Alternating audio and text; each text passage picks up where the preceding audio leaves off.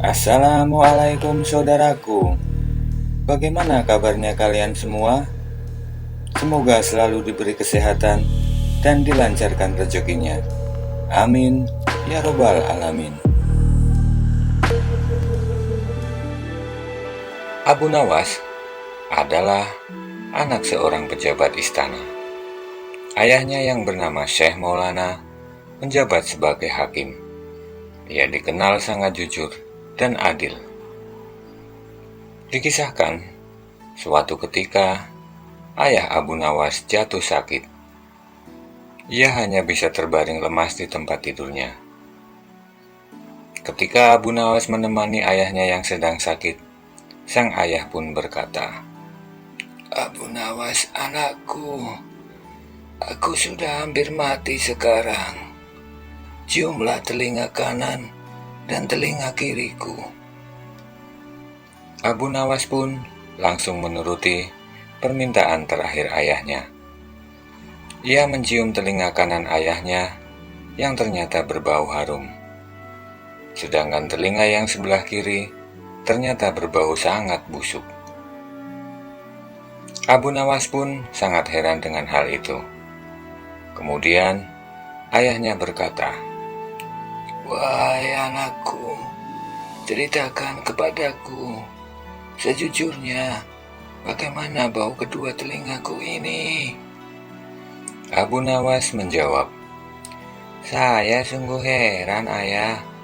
Telinga sebelah kanan ayah berbau harum, tapi yang sebelah kiri berbau sangat busuk." Sang ayah pun kembali berkata kepada Abu Nawas, "Hai anakku, tahukah engkau apa sebabnya?" "Tidak tahu ayah, cobalah terangkan kepadaku," jawab Abu Nawas. Kemudian Syekh Maulana berkata, "Pada suatu hari, datang dua orang mengadukan masalahnya kepadaku. Yang seorang aku dengarkan keluhannya, tapi yang seorang lagi, karena aku tidak suka, maka tak ku dengar pengakuannya. Inilah resiko menjadi hakim. Jika kelak kau menjadi hakim, maka kau akan mengalami hal yang sama. Namun, jika kau tidak ingin menjadi hakim, maka buatlah alasan yang masuk akal agar kau tidak dipilih sebagai hakim oleh Raja Harun al-Rasyid. Akan tetapi, pasti Paduka yang mulia akan tetap memilihmu." Tidak lama kemudian, ayah Abu Nawas pun meninggal dunia. Mengetahui kabar duka tersebut, Baginda Raja Harun al-Rasyid memerintahkan Abu Nawas mengubur jenazah ayahnya sesuai adat keluarga. Baginda Raja merasa senang saat melihat Abu Nawas sedang memandikan jenazah, mengkafani, mensolati, dan mendoakan, sebab kepandaian Abu Nawas sama persis seperti ayahnya. Baginda Raja kemudian berniat untuk mengangkat Abu Nawas sebagai pejabat istana menggantikan posisi ayahnya. Namun setelah prosesi pemakaman ayahnya selesai, tiba-tiba saja perilaku Abu Nawas mendadak berubah total. Abu Nawas bertingkah seperti orang gila. Dia mengambil sepotong kayu besar, lalu menaikinya dan berlari pulang menuju ke rumahnya. Semenjak itu pun, kemanapun Abu Nawas pergi, ia selalu berlari dengan menaiki sebatang kayu besar. "Apa yang terjadi denganmu, wahai Abu Nawas?" tanya salah seorang warga. "Memangnya ada yang salah denganku? Aku keliling kampung dengan menaiki unta. Apakah aneh?" jawab Abu Nawas. Semua warga pun semakin yakin kalau Abu Nawas memang sudah menjadi gila. Ada juga yang beranggapan bahwa Abu Nawas gila setelah ditinggal pergi ayahnya. Desas-desus Abu Nawas menjadi gila, pada akhirnya sampai ke telinga Baginda Raja. Padahal Baginda Raja berniat untuk mengangkat Abu Nawas menjadi hakim. Baginda Raja merasa tak yakin dengan kabar tersebut. Kemudian beliau memerintahkan beberapa utusan istana untuk memanggil Abu Nawas. Sesampainya di rumah Abu Nawas, utusan istana itu pun berkata, "Hai Abu Nawas, kamu disuruh ke istana untuk menghadap raja sekarang juga." Abu Nawas pun menjawab, "Ada keperluan apa Baginda Raja memanggilku? Bilang saja, aku sedang sibuk." "Kamu tidak boleh berkata seperti itu, wahai Abu," ucap salah satu utusan istana. "Apa kalian sudah buta? Aku sedang sibuk merawat unta," kata Abu Nawas sambil membasuh batang kayu besar dengan air. "Sudah, kalian pulang saja dulu. Nanti aku menyusul," ucap Abu Nawas dan melemparkan kerikil ke arah utusan istana tersebut. Para utusan istana pun langsung berlarian ke arah istana. Setibanya di istana, Baginda Raja Harun al-Rasyid bertanya, "Kenapa Abu Nawas tidak bersama kalian?" Ampun Paduka Yang Mulia. Ternyata kabar yang beredar di masyarakat benar adanya. Abu Nawas memang sudah benar-benar gila. Ia menganggap batang kayu sebagai unta. Bahkan ia mengusir kami dengan melempar kerikil ke arah kami, jawab mereka. "Lalu, bagaimana menurut pendapat kalian dengan rencanaku yang akan mengangkat Abu Nawas menjadi hakim?" tanya Baginda Raja. Salah satu penasihat istana kemudian menjawab, "Kita tunggu saja, Paduka Yang Mulia. Mungkin saja Abu Nawas masih terpukul dengan kematian ayahnya. Tunggulah beberapa hari lagi." Usulan tersebut pada akhirnya disetujui oleh Baginda Raja. Sementara itu, Abu Nawas yang masih berperilaku seperti orang gila sambil selalu menanti kabar adanya pengangkatan hakim yang baru. Tetapi ternyata pihak istana malah menantikan Abu Nawas untuk menjadi hakim. Selama itu pula Abu Nawas terus-menerus bertingkah layaknya orang gila. Setelah 100 hari berlalu, pihak istana tidak menjumpai perubahan pada Abu Nawas. Mereka menganggap Abu Nawas masih tetap gila. Bahkan gilanya semakin menjadi-jadi. Akhirnya dengan sangat terpaksa, Raja Harun al-Rasyid mengangkat orang lain untuk dijadikan hakim. Mendengar kabar berita tersebut, Abu Nawas yang tadinya bertingkah gila saat itu juga langsung berubah kembali menjadi normal. Abu Nawas pun mengucapkan syukur karena tidak jadi diangkat menjadi hakim. Beberapa hari kemudian, Abu Nawas dipanggil ke istana untuk menghadap Baginda Raja. "Mengapa engkau berpura-pura gila, Abu? Tapi setelah jabatan hakim diberikan kepada orang lain, sifat gilamu mendadak waras. Padahal aku menginginkanmu untuk menjadi hakim," ucap Baginda Raja. Abu Nawas pun menjawab, "Wasiat ayah hamba mengatakan supaya hamba menolak menjadi hakim. Tapi sekeras apapun hamba menolaknya, pasti Paduka Yang Mulia akan memaksa saya. Kalau hamba menolaknya, pasti Paduka akan menghukum saya. Oleh sebab itulah, saya berpura-pura gila." Baginda Raja pun pada akhirnya memahami keinginan Abu Nawas.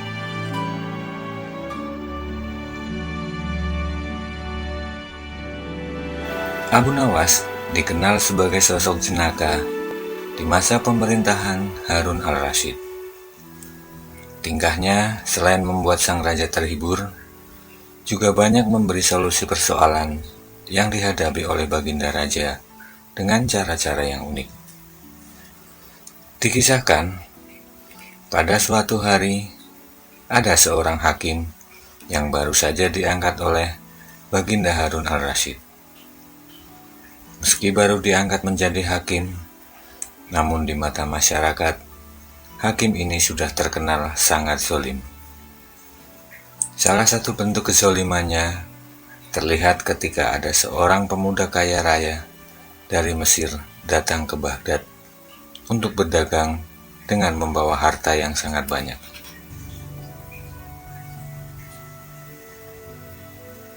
Pada suatu malam, pemuda Mesir itu bermimpi menikah dengan seorang wanita. Usut punya usut, ternyata wanita tersebut merupakan anak dari sang hakim yang zalim tersebut. Dalam mimpinya, pemuda kaya itu membawa mahar yang sangat banyak kepada sang mempelai wanita. Kemudian, mimpi tersebut diceritakan kepada orang-orang sehingga terdengar sampai ke telinga sang hakim. Sang hakim yang zalim mendengar kabar itu langsung mendatangi pemuda Mesir dengan tujuan untuk meminta mahar anaknya seperti cerita mimpi yang diterimanya. Akan tetapi pemuda tersebut menolaknya karena pernikahannya hanya ada di dalam mimpi dan dirinya hanya memberi mahar lewat mimpi. Begitu zalim dan arogannya sang hakim karena tetap bersikeras meminta mahar tersebut. Ia bahkan mengancamnya akan mengambil semua harta miliknya jika tidak ingin memberi mahar itu. Karena pemuda tersebut tak mau membayar mahar tersebut, sang hakim lalu mengambil tindakan dengan merampas semua harta pemuda Mesir itu hingga membuat pemuda tersebut jatuh miskin. Kini si pemuda itu harus menjadi pengemis untuk mencukupi kebutuhan sehari-harinya. Tetapi beruntung bagi pemuda tersebut, karena tak lama menjadi pengemis, dia ditolong oleh seorang wanita tua yang datang menghampirinya. Akhirnya, si pemuda tersebut menceritakan semua kejadian yang menimpanya itu. Mendengar penuturan tersebut, wanita tua itu tidak terima dengan perlakuan sang hakim. Kemudian, wanita tersebut membawa pemuda Mesir ke hadapan Abu Nawas. Ketika mendapat pengaduan dari sang wanita, Abu Nawas pun langsung mengambil ketindakan. Ia kemudian mengajak semua murid-muridnya untuk datang malam hari dengan membawa kapak, cangkul, martil, dan juga batu. Sebagaimana instruksi sang guru, murid-murid Abu Nawas langsung bergerak ke arah rumah hakim. Mereka seperti demonstran yang berteriak-teriak mencari keadilan. Mereka lantas menghancurkan rumah hakim itu sesuai dengan perintah. Melihat rumahnya sudah dalam kondisi rusak sejadi-jadinya, sang hakim keluar rumah dengan marah-marah dan bertanya, "Hai kalian, siapa yang menyuruh kalian melakukan semua ini?" "Guru kami, Syekh Abu Nawas," jawab mereka serentak sambil meninggalkan rumah sang hakim. Merasa tidak terima dengan ulah murid-murid Abu Nawas, keesokan harinya sang hakim itu melaporkan Abu Nawas ke baginda Raja Harun al-Rasyid. Tanpa menunggu lama, baginda kemudian memanggil Abu Nawas ke istana. Raja pun bertanya kepada Abu Nawas, "Wahai Abu Nawas, mengapa engkau merusak rumah sang hakim ini?" Tanya baginda. "Ampun Paduka yang mulia, Itu semua karena hamba bermimpi, dan dalam mimpi itu justru sendiri yang menyuruh hamba untuk merusak rumahnya, jawab Abu Nawas dengan santainya. Baginda Raja pun merasa heran dan aneh dengan jawaban Abu Nawas. Kemudian Raja bertanya lagi, "Wahai Abu Nawas, hukum mana yang sedang kau pakai itu?" "Hamba memakai hukum yang juga dipakai Tuan Hakim, Baginda," jawab Abu Nawas dengan tenang. Mendengar penuturan yang singkat itu, sang hakim hanya bisa diam 1000 bahasa. Kini, muka sang hakim pun terlihat sangat pucat sekali. "Wahai hakim, benarkah engkau juga mempunyai hukum itu?" tanya Baginda. Sang hakim pun tetap terdiam. Baginda Raja lalu kembali meminta penjelasan dari Abu Nawas. "Wahai Abu Nawas, coba jelaskan kenapa ada peristiwa seperti ini?" tanya Baginda. Abu Nawas kemudian menyuruh masuk pemuda Mesir untuk memberi kesaksian. "Mohon ampun Baginda yang mulia, silakan paduka tanya kepada pemuda Mesir ini," kata Abu Nawas sambil menepuk-nepuk pundaknya. "Wahai pemuda Mesir, ceritakan apa yang sebenarnya terjadi sejak engkau datang ke negeri ini," tanya Baginda penasaran.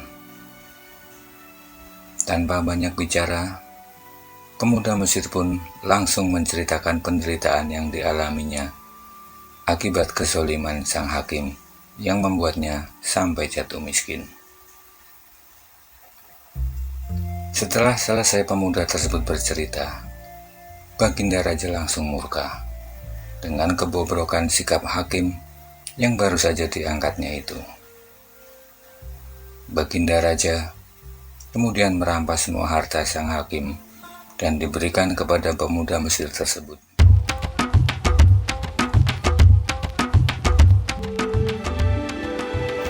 Bukan Abu Nawas kalau tidak memiliki otak yang cerdik. Pantas saja dalam kisah-kisah yang dituturkan, ia dikenal sebagai pemberi solusi atas apa yang dirisaukan oleh raja dalam hidupnya, baik soal dirinya, keluarga, bahkan masalah kerajaan itu sendiri. Abu Nawas juga dikenal sebagai sosok penyair yang cerdas dan banyak akal. Tak jarang, dirinya sering diperintahkan Baginda Raja Harun al-Rashid untuk menjawab sesuatu yang sulit. Karena kecerdasannya itulah, Abu Nawas selalu mendapat jawaban dengan mudah. Abu Nawas memiliki banyak sahabat. Salah satu sahabat Abu Nawas tersebut bernama Daras. Suatu hari, ia bercerita, "Seminggu yang lalu, Baginda Raja memberi keringanan berupa potongan hukuman bagi para tahanan di penjara. Para tahanan itu merasa senang karena diberi potongan berupa setengah dari masa hukuman yang harus dijalani tiap tahanan tersebut. Jadi untuk tahanan yang dihukum 12 tahun tinggal menjalani hukuman 6 tahun saja. Kemudian jika seorang tahanan dihukum 30 tahun, maka hanya mendapat 15 tahun saja."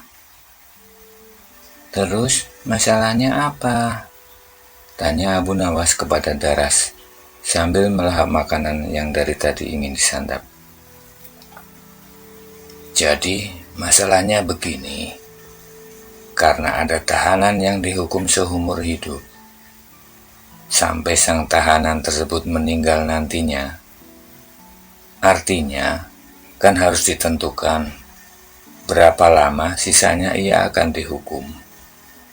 Padahal Tak ada yang tahu kapan seorang itu meninggal, karena tak ada yang tahu berapa lagi umur seseorang, kata Daras. Berat juga masalahnya ya. Tapi beri saya waktu 10 menit saja. Saya menghabiskan makanan ini dulu, kemudian saya akan berpikir dengan serius, ucap Abu Nawas sambil melahap sisa makanan di piringnya. Setelah makanan itu habis, wajah Abu Nawas nampak ceria. Hal ini menunjukkan bahwa dirinya telah menemukan solusi masalah tersebut. Kalau menurut saya, begini saja. Masalah ini bisa diselesaikan dengan konsep persamaan, kata Abu Nawas enteng. Oh ya, bagaimana? Tanya Daras yang sebenarnya ahli matematika tersebut. Oleh karena persamaan itu menurutmu berarti seimbang atau keseimbangan, masalah pemotongan masa hukuman tersebut yang mudah saja diselesaikan, jelas Abu Nawas. Caranya, ucap Daras yang terus nyerocos merasa penasaran. Jadi begini, supaya orang yang dihukum seumur hidup itu dapat potongan hukuman setengah masa hidupnya, cara menghukumnya begini saja. Sehari ia ditahan, sehari ia dibebaskan. Begitu seterusnya hingga ia meninggal. Seimbang bukan? Seperti persamaan, tutur Abu Nawas sambil tersenyum kecil.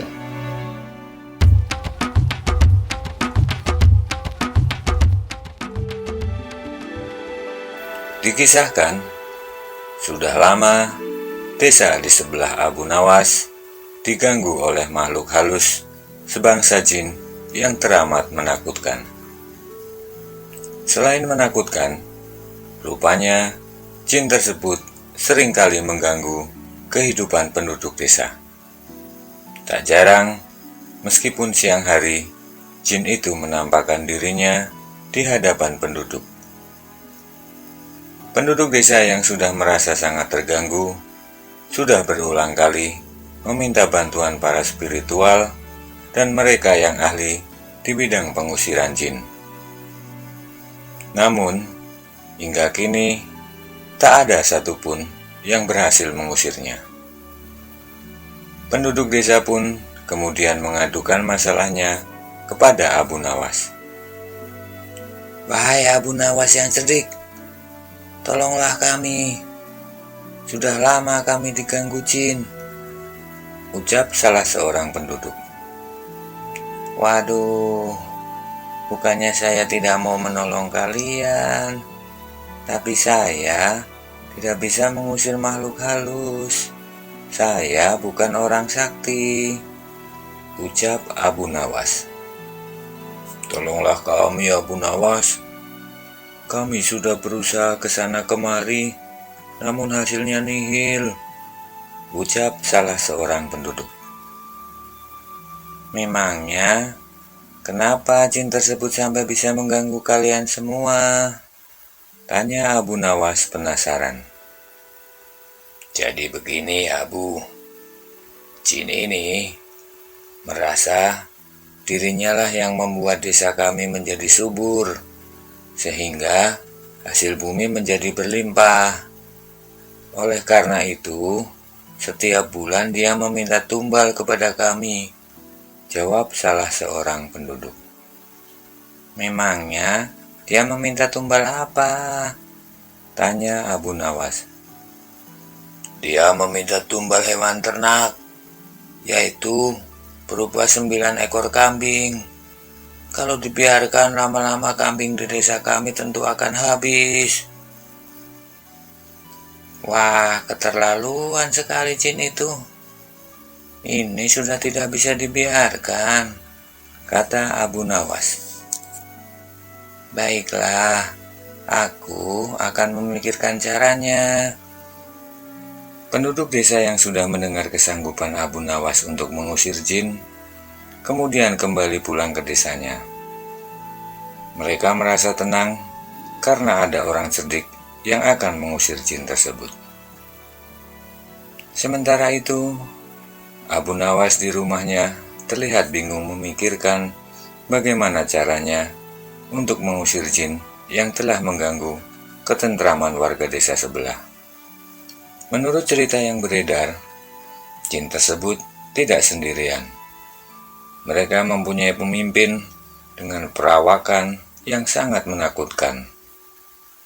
Matanya merah, besar, sementara itu gigi taringnya terlihat besar-besar dan panjang seolah siap untuk menyantap siapapun yang akan mengganggunya.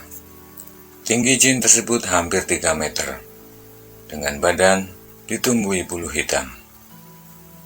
Abu Nawas pun bergidik ngeri membayangkan wajah pemimpin jin tersebut. Abu Nawas kemudian mencari informasi bagaimana cara untuk mengusir jin yang menakutkan tersebut. Dia bertanya ke berbagai sumber, termasuk kepada orang-orang yang memang ahli di bidangnya. Hampir semua orang yang ahli di bidang pengusiran jin mengakui kalau jin yang mengganggu desa tersebut sangat menakutkan dan sulit untuk ditaklukkan. Abu Nawas pun merasa sangat kebingungan. Dia merasa bagai di ujung tanduk. Selang beberapa hari, penduduk desa sebelah datang lagi ke rumah Abu Nawas. "Bagaimana, Abu? Kami sudah menunggu. Kenapa kamu tidak datang-datang? Apa kau tidak mau menolong kami yang sedang kesusahan ini?" tanya salah seorang. "Bukannya saya tidak mau menolong, tapi saya belum menemukan cara yang tepat untuk mengusir komplotan jin tersebut," jawab Abu Nawas. "Tapi baiklah, kalian tidak usah khawatir. Nanti malam saya akan datang ke desa kalian," ucap Abu Nawas. Malam hari pun tiba. Abu Nawas segera bersiap-siap untuk datang ke desa sebelah. Meskipun belum menemukan cara yang ampuh untuk mengusir komplotan jin. Abu Nawas hanya membawa selembar sajadah dan tasbih yang biasa digunakannya. Setelah sampai di desa sebelah, Abu Nawas kemudian ditemani oleh kepala desa dan beberapa orang tetua segera pergi ke tempat komplotan jin tersebut. Suasana malam itu sangat mencekam. Binatang malam yang biasanya berusaha menghadirkan orkestra alam seolah enggan untuk bersuara. Alam kelihatan sangat sepi dan terasa hawa angker menyeliputi di seluruh desa. Setelah sampai di sebuah pohon yang sangat besar, rombongan Abu Nawas pun segera duduk. "Abu Nawas, disinilah tempat kerajaan jin," ucap tetua desa.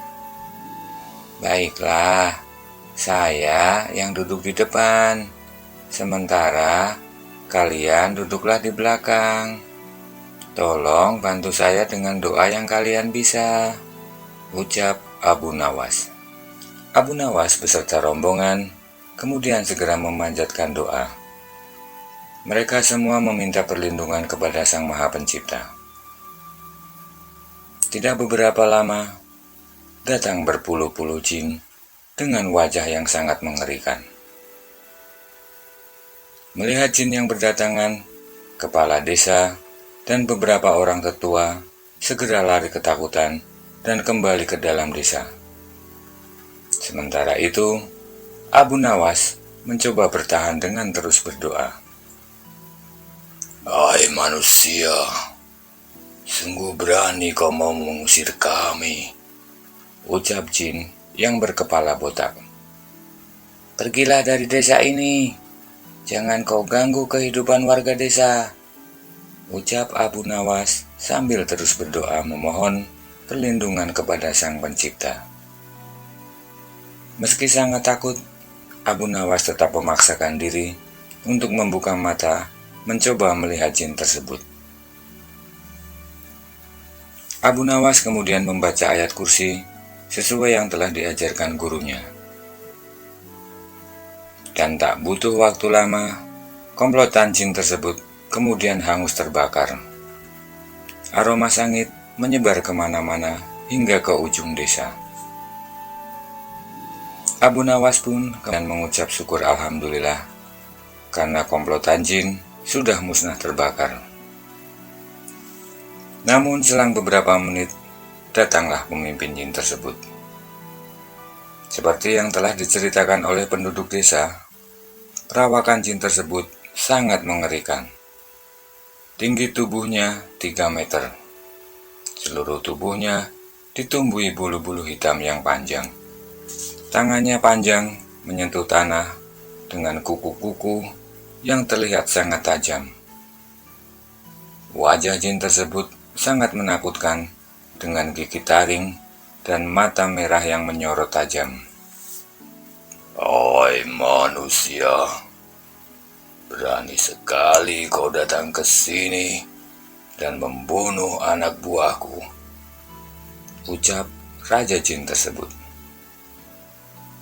Abu Nawas yang merasa sangat ketakutan kemudian menutup matanya.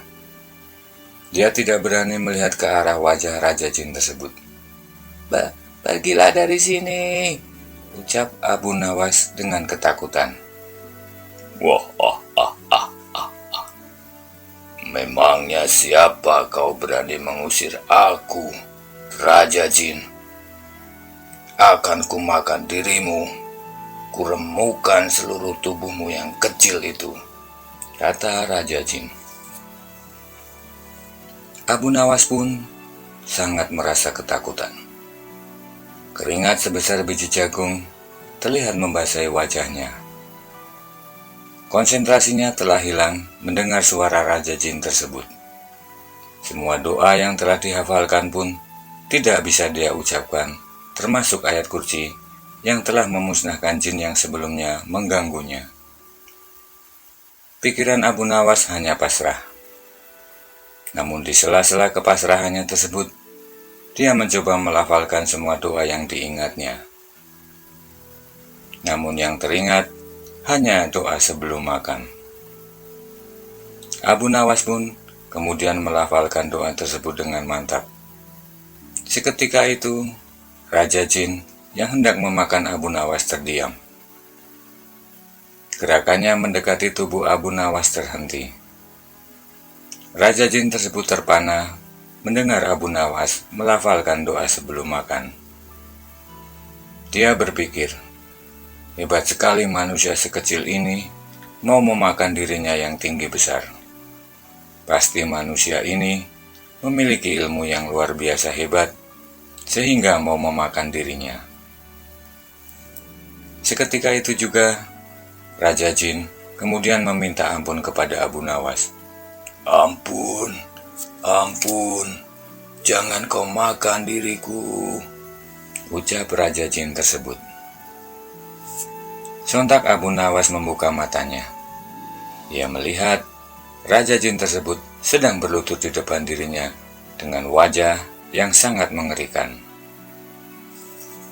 Abu Nawas yang sudah tak tahan melihat Raja Jin tersebut segera mengusir dari tempat itu dan mengancam akan memakannya jika dia datang kembali dan mengganggu penduduk desa.